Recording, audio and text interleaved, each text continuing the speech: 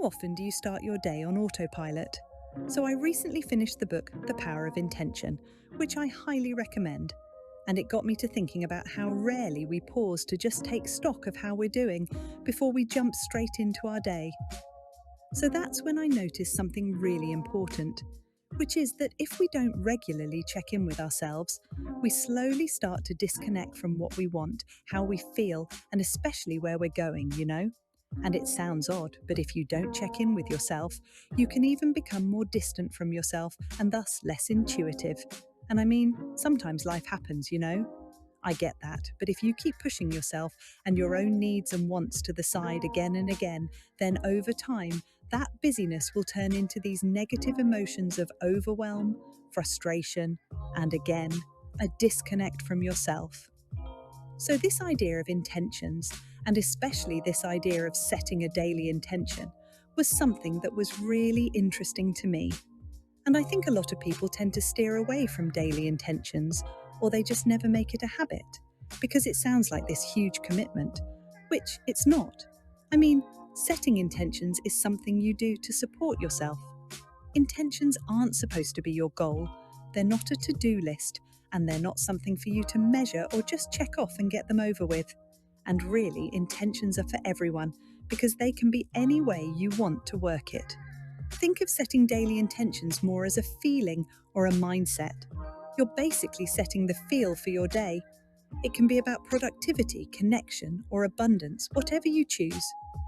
The shift here is that you switch from asking, "What do I need to get done?" to instead asking, "How do I want to show up today?" Do you see the difference? I know it might not seem like much of a difference, but that's really the reason why it's so powerful. Because after making that intention, that commitment in the morning, you'll find that it tweaks and influences your decisions later that day. So then, your intention becomes this reminder of what actually matters to you. It's all these little shifts that add up to change our lives. Because I don't know about you, but most of the time, our head's either out to lunch or thinking about the past or the future or even scrolling social media. Setting an intention is a habit that brings you back into the present moment. And intentions support your mindset, which will then help you move towards any goals you might have. So, all that sounds great, but how does this actually work in practice? And I'm glad you asked. So, first of all, I'd say don't overcomplicate things. This literally takes less than 5 minutes. All you need to do is write one sentence. You can say, "Today I intend to," or "My intention is," and fill in the blank. And it's okay if your intention changes day to day, or if you decide you want to keep the same one for a while. It's whatever works for you and your goals.